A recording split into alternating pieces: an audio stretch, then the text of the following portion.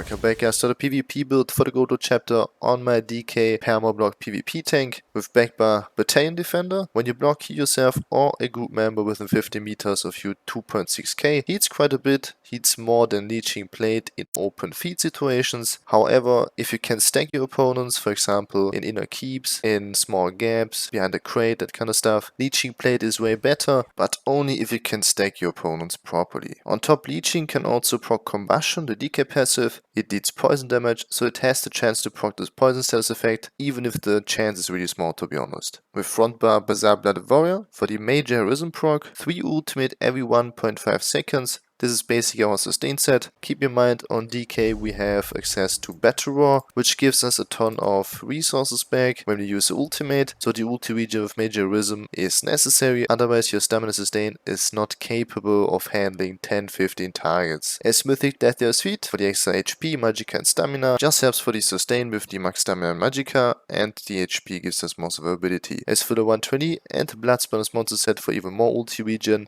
alternative go with Malobeth for major vitality and also heals quite a bit.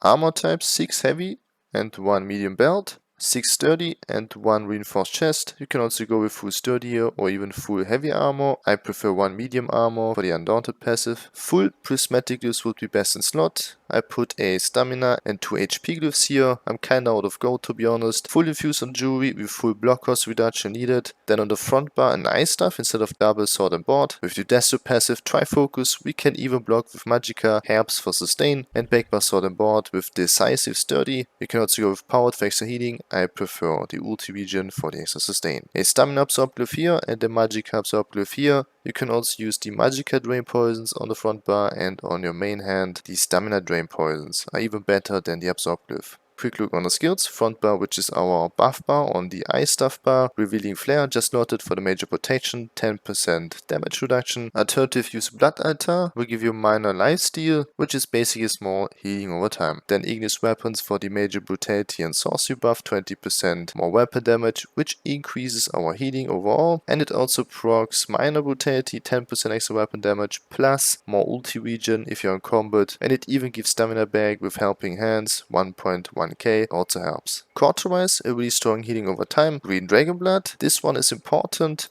I only use it every 20 seconds. It gives minor vitality, 6% extra healing, and with the DK passive Burning Heart, while the Draconic Power ability is active, your healing received is increased by 12%, so overall 20% more healing received. Cinderstorm, a really strong healing over time, even stronger than Cauterize. Heals sometimes almost as much as Vigor, but drains your Magicka, 351 Magicka per second, which is not a big deal, to be honest. Really helpful here. Then Barrier just slotted for the extra Magicka recovery, thanks to Magicka 8. On our main hand, on our sword and board bar, Defensive Stance, just slotted for 10% block mitigation and 10% cost reduction on block. Then Immovable, really important skill, delivers major resolve, 6k armor, but the more important part is the 6 seconds CC immunity, which is really important. A stun can be fatal if you have an entire Zerg on your ass. And on top it also gives 30% block mitigation with 6 heavy armor pieces. Vigor is healing over time, and for the minor resolve, 3k armor. Then Contingency, make sure to use the healing focus script here for the extra burst heal. Then the signature script, Gladiator's Tenacity, reduce damage taken by 8% for 6 seconds, a unique damage mitigation, so it stacks up with minor protection and major protection. Talking about minor protection, as FX script for another 5% damage mitigation for 20 seconds. And his main ultimate Spare Wall, you know it, 7 seconds, reflects all projectiles and automatically blocks, means in this 7 seconds we can fully charge heavy attack to regain stamina back if necessary. As Raise Not, for the armor, ulti regen, max stamina and HP. Another option would be Imperial for cost reduction or Golden for resource gain. Mundus the Lord for the extra HP. Sugar Scouts is Buffwood, no Vampire.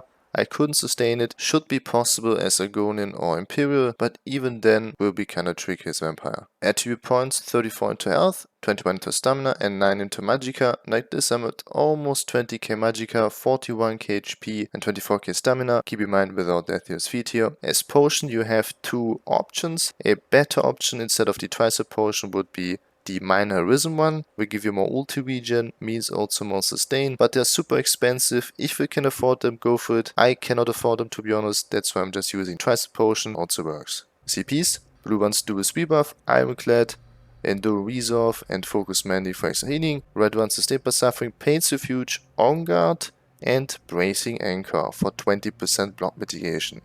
Rotation. First of all, before a fight even starts, make sure to pre-buff with Ignis Weapon, Green Dragonblood, and Cauterize. Do not use Cinderstorm yet. Also Contingency and Vigor. As soon as your opponents engage, use Immovable and place Cinderstorm directly below you.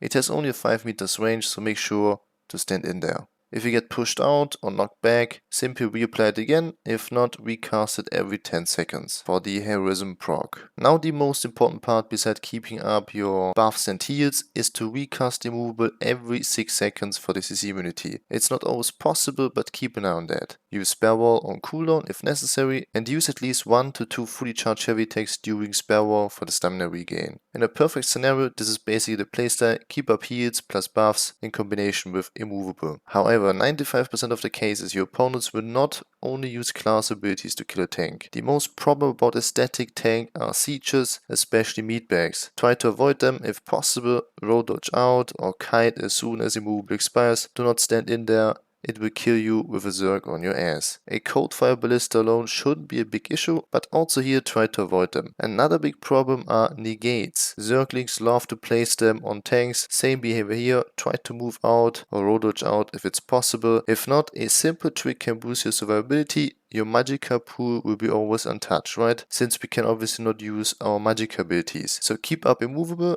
and Vigor, and the bar swap immediately afterwards to your ice staff bar, and block with your Magicka until shortly before Immovable runs out, then swap back and repeat the scenario. It can give you some extra seconds to survive. Other than that, it's basically the rotation and the gameplay style. If you have questions, type them down below or add me on Discord. Now enjoy the gameplay footage and I'll see you guys in the next one. Peace.